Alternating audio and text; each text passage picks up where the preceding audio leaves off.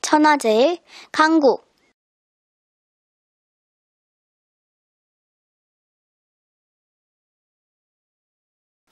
네, 안녕하세요. 자, 오늘은 2월 1일입니다. 새벽인데요. 전반적으로 최근의 국제 뉴스를 한번 훑어보고, 그러면 2월 말에 예정된 조미 회담이 어떻게 진행이 될까라는 부분을 한번, 거기에 대한 이 사전 준비 작업들이기 때문에 국제 흐름들 한번 보고요. 그 다음에 만약에 그 조미 정상회담이 제대로 진행이 안 되고 준비가 안 되는 상황에서는 그럼 어떠한 일이 벌어질 수 있는지 한번 이야기를 해보겠습니다. 먼저 이제 국제 뉴스에서 지금 이제 이슈가 된 게 지금 트럼프, 시진핑 간의 그 무역 협상이 일단 끝났는데, 결과는 이제 북미 정상회담 직후에 2월 말 양 정상회담을 개최해서 최종 마무리를 짓자라는 식으로 결론이 났습니다. 이 얘기는 쉽게 얘기하면 미 중 간의 무역 전쟁이라고 표현되는 이 현재 이 상황이 북미 협상의 결과에 따라서 달라질 수 있다는 걸 보여주는 거죠. 북미 협상만 잘 이루어진다라고 하면 서로 간에 큰 이견 없이 적당한 선에서 마무리가 될 거라고 보여집니다. 그리고 또 좀 봐야 될 기사가 베네수엘라 상황인데요. 지금 베네수엘라 금괴 운반설이 있던 러시아 항공기가 베네수엘라에서 귀환했다. 화물은 불명이다. 라고 기사가 떴는데, 러시아 항공사 소속의 보잉 777기로 마두로 경호를 위해서 러시아 용병 수송설도 있다. 라고 이제 기사가 나왔어요. 근데 일단 러시아에서는 군을 보내지 않았다. 라고 하고 있고, 마두로 측에서는 노 코멘트 하겠다. 라고 하고 있는데, 사실 군인의 신분이 아니면 되죠. 인원들이 갔을 수가 있고 500명이 넘는 사람이 탈 수 있는 비행기라니까. 그리고 화물에는 뭐가 실렸을지 알 수 없는 거고. 그리고 마두로 입장에서는 노 코멘트 함으로써 긍정도 부정도 하지 않아서 어떤 상대방 측에 머리를 아프게 할 수도 있는 거고, 또 굳이 바뀔 필요가 없는 상황일 수도 있고요. 근데 이제 베네수엘라의 이 부분은, 사실 베네수엘라는 이 석유 때문에 남미에서 그래도 부유하게 잘 살다가 너무 경제가 이 석유에만 의존을 하다 보니까 유가가 떨어지면서 과거의 그 경제 시스템이 무너지기 시작한 거죠. 너무 낮고 너무 떨어져서, 그래서 사회주의 시스템이 다시 대두가 됐던 거고, 그것을 차베스가 하면서 유가가 올라가지 않은 상황이었지만 그래도 농촌을 좀 더 개발하고 하면서 해서 지지를 많이 받아서 유지를 잘 했는데, 차베스 사후에 마두로가 집권을 했는데 여전히 그 유가 문제 때문에 경제의 변화가 빨리 오질 않다 보니까 어려운 상황에서 유럽하고 미국이 이 베네수엘라의 석유권을 위해서 경제를 흔들어 버렸죠. 자금 공격이라든가 여러 가지 경제 제재를 통해 갖고 베네수엘라의 경제 상황을 매우 어렵게 해놓은 상황인데, 이것은, 그리고 지금 막 얘기 나오고 있는 게 미국이 군사적인 걸 통해서라도 정권을 바꾼다 이런저런 것들이 있는데, 저는 이것은 어떻게 보면 좀 정치적인 어떤 게 있다라고 보여집니다. 일단 트럼프 입장에서는 그 볼턴이 그 공개 석상 회의에서 그 메모에 콜롬비아에 5,000명의 미군을 투입한다라는 그 글씨를 보이게 일부러 슬쩍 나와가지고서 기사화된 적이 있었는데, 미 본토하고 가까운 베네수엘라 쪽에서 어떠한 대리전을 미국이 치른다? 콜롬비아를 통해서 라고 하면은 미국 본토에서는 비상사태를 때려야죠. 그렇기 때문에 하나의 그 트럼프 입장에서는 비상사태를 때릴 수 있는 하나의 그 명분이 되는 거고,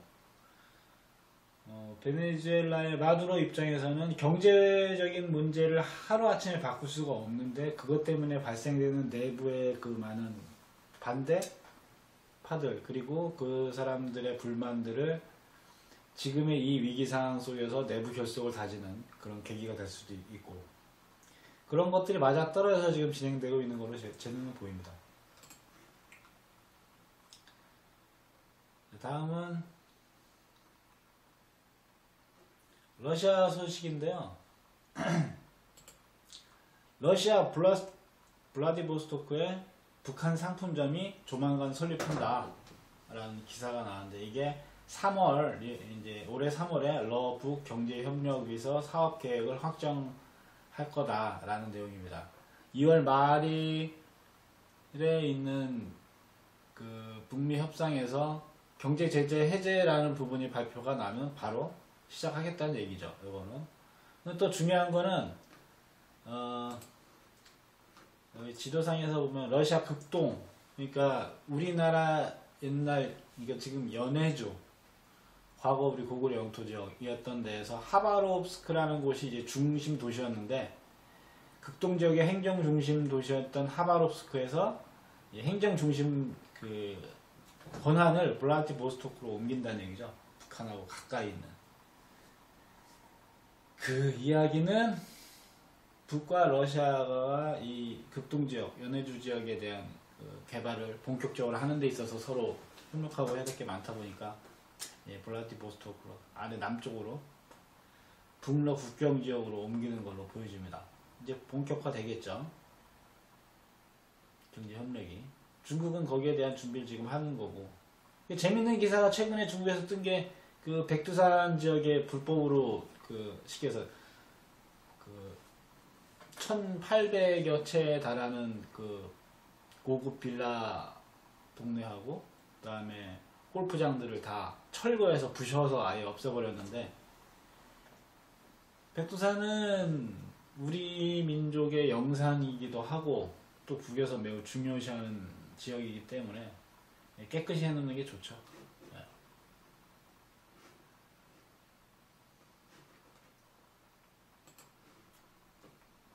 그 다음에 또 봐야 될 기사가,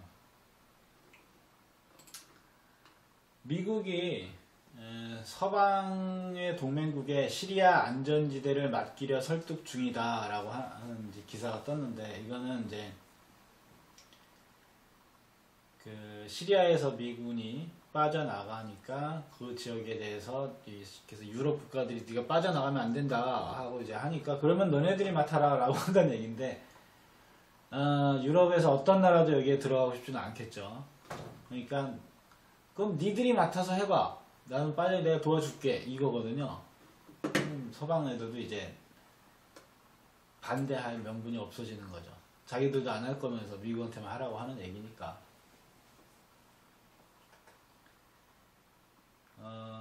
그리고 또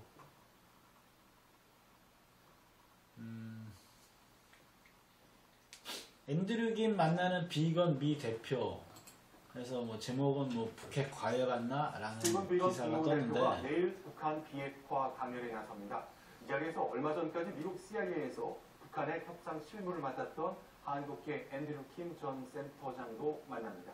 캘리포니아에서 김정환 특파원입니다.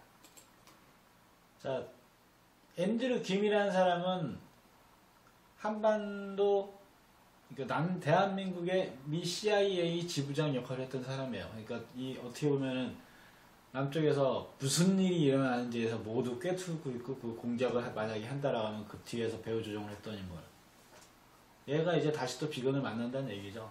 비건이 뭔가 필요한 게 있으니까 만나는 거일 수도 있고, 그냥 뭐 공개적인 자리에서 어쩔 수 없이 만나는 거일 수도 있는데, 지금 북미 간의 물밑 채널은 미국 CIA가 지금 수행을 하고 있다 라고 본다라고 하면, 확인하고 받아야 할 자료들이 있을 수 있습니다.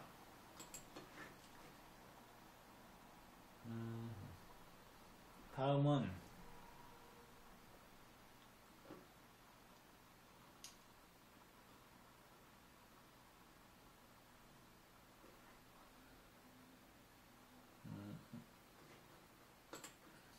사실 되게 중요한 뉴스인데, 그러니까 5개 핵보유국, 공식적 핵보유국 미중러 영프가 중국 베이징에서 회의를 했어요. 근데 회의 주제는, 결론은 핵 확산 방지 이슈를 해결에 최선을 다하자. 이것은 정치적 외교적인 방법으로 해결을 하자. 라는 걸로 그냥 끝 났습니다. 한반도 비핵화 관련 발표는 없어. 뭐 일단은 다 얘네들도 그냥 대기를 해야죠. 북미 협상 결과를.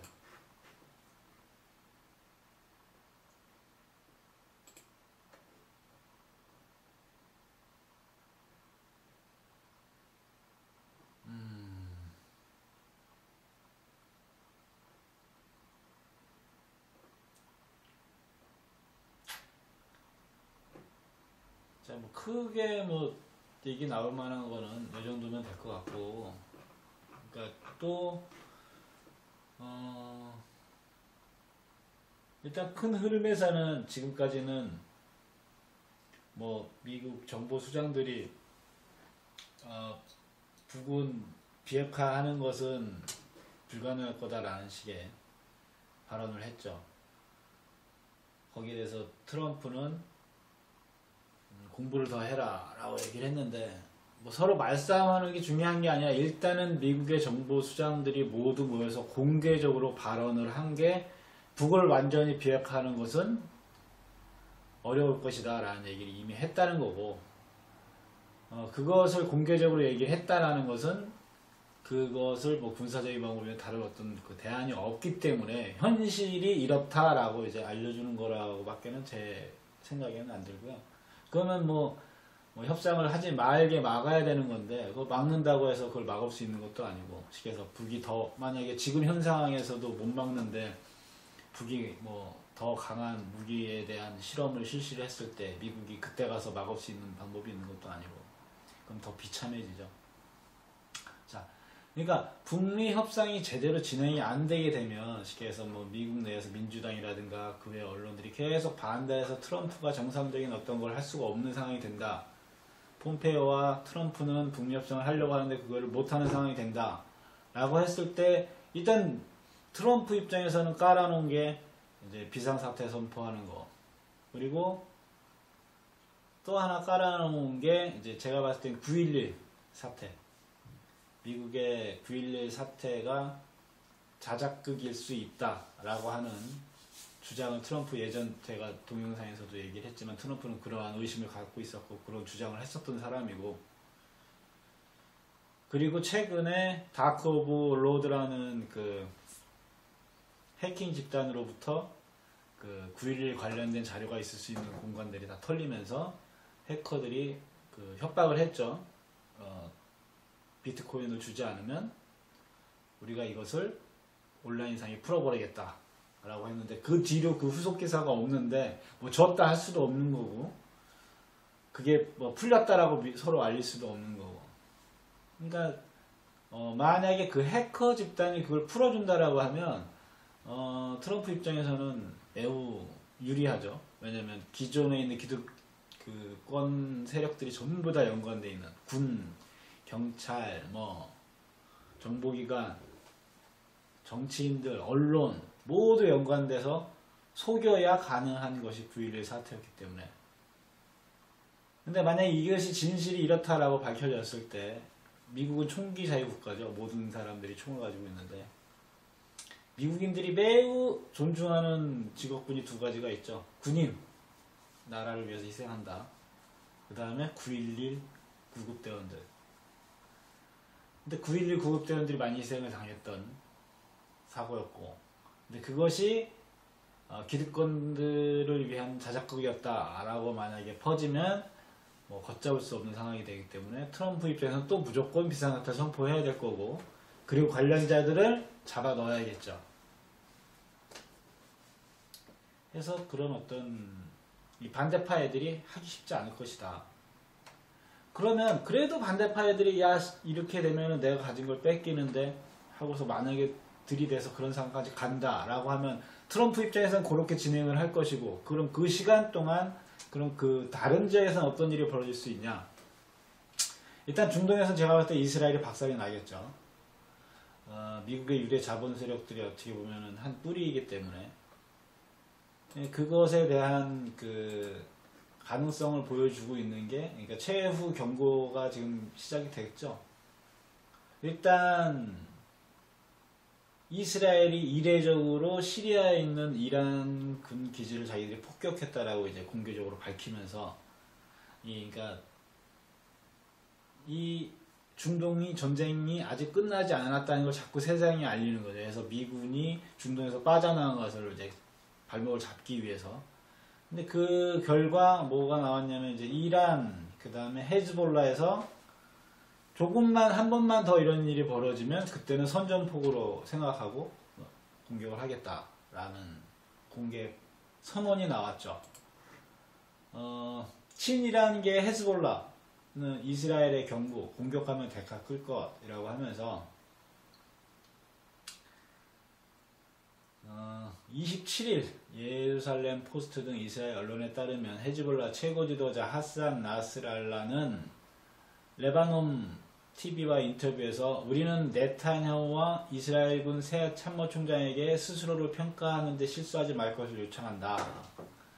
공격의 대가는 그들이 추정하는 것보다 클 것이라며, 이스라엘의 공격이 전쟁이든지 레바논이나 시리아에서 헤즈볼라 대원의 암살이든지 우리는 그것에 대응할 것이라고 강조했다. 우리가 볼 때 어떤 공격도 선전포고와 다름없다 라고 밝혔다. 그러면서 이제 추가적인 기사 내용 중에 볼게. 헤즈볼라 지도자인 이 나스랄라가 공개적으로 모습을 드러내기는 작년 11월 이후 처음이다. 이는 이스라엘이 시리아 내 이란군에 대한 공격을 강화하는 흐름과 맞물려 주목된다.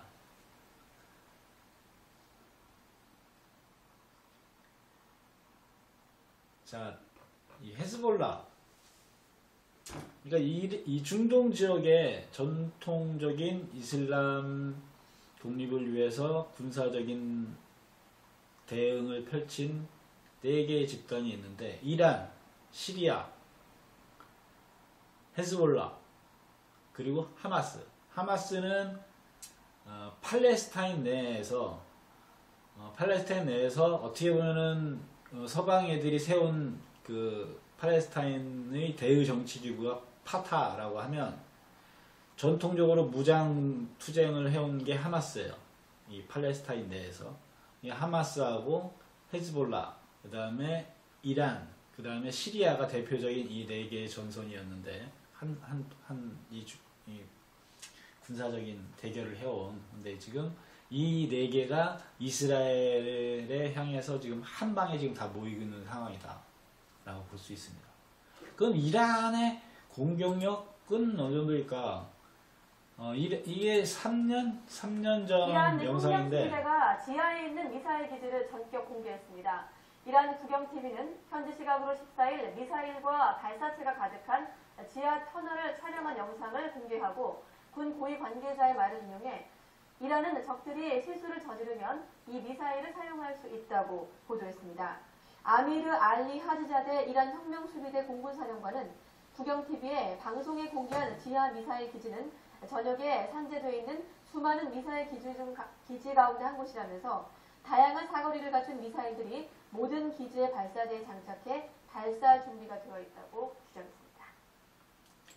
이게 3년 전에 공개한 거니까 지금은 훨씬 더 또 다종의 미사일들이 갖춰져 있겠죠.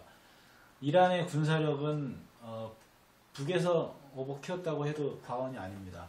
그러니까 북이 2017년에 핵무력 완성을 했으니까 핵무력 완성 시점에 왔던 그 무기들, 그 이전 단계들은 다 들어가 있다라고 보는 게 정확하다고 저는 보고요.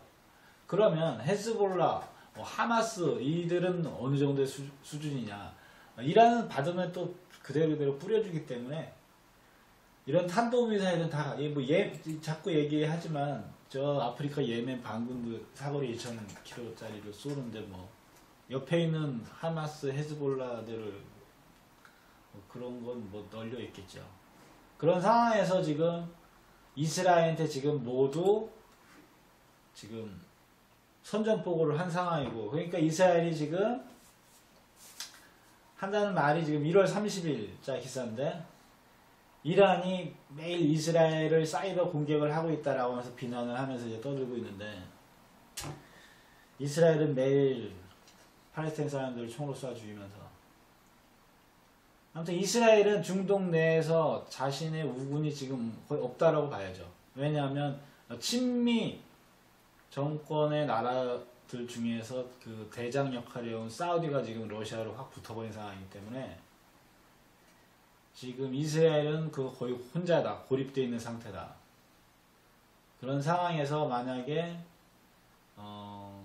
헛짓거리를 하든 안 하든 얘네 안 되겠다, 얘네를 깨야겠다라고 하는 상황이 발생되면 얘네들은 깨질 수밖에 없다. 아주 단기간에 이렇게 보여집니다. 그래서 미국 내에 있는 유대 자본가 세력들도 이 부분도 고민을 해야 되는 상황이 된 거죠.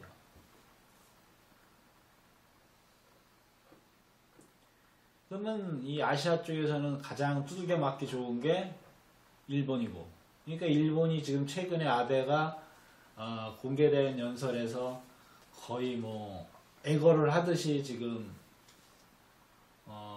북일 국교 정상화를 하고 싶다라는 식의 의견을 계속 피력을 했는데, 당시에 그 야권 애들이, 그러니까 일본의 야권 의원들이 뭐 야유를 하는 장면들이 많이 나왔는데, 그건 뭐 지금까지 해오던 아베가 떠들던 거하고 좀 180도 다른 얘기를 하고 있기 때문에 걔네들이 야유를 한 것도 있고, 그 전에 뒤에서 이런 북일 관계 개선을 위해서 얘기할 때는 정반대를 하다가 이제 갑자기 그런 태도를 바꾸니까 야유를 한 걸 수도 있다고 보여지는데, 아무튼 아베는 지금 매우 지금 위험한 상태예요.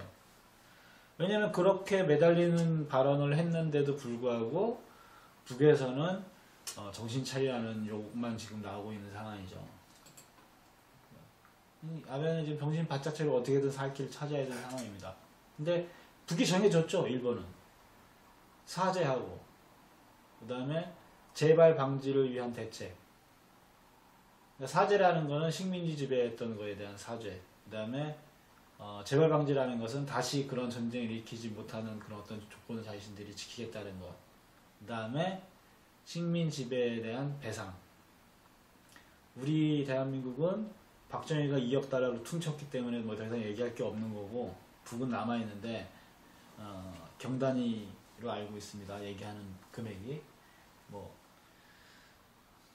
그 부분을 어떻게 해야지 준비를 하고서 가서 얘기를 해야 뭐 들어주지, 뭐 그냥 뭐 국교 정상화 하고 싶다고 해서 들어주는 상황이 아닌 거죠. 미국도 저렇게 힘들게 지금 만들고 있는데. 자, 요렇게 보여집니다.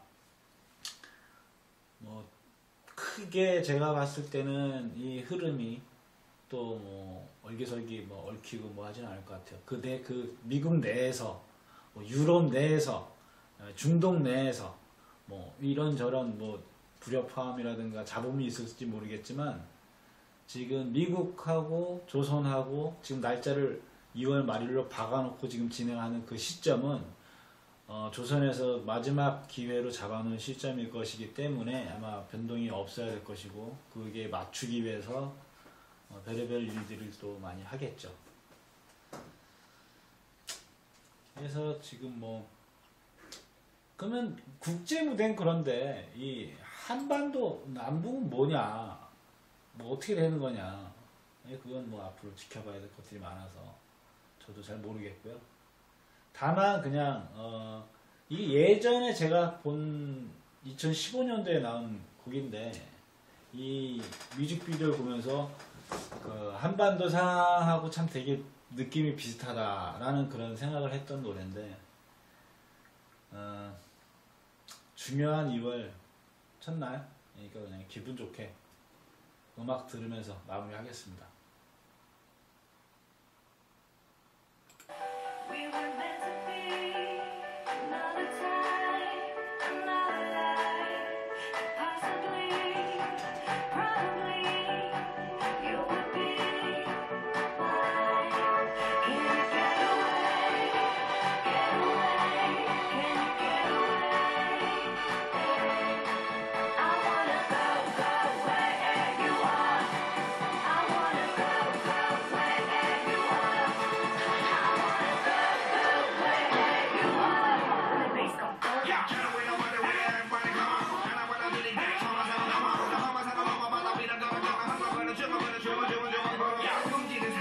아침에도 의뢰 보면 슈퍼 슈머.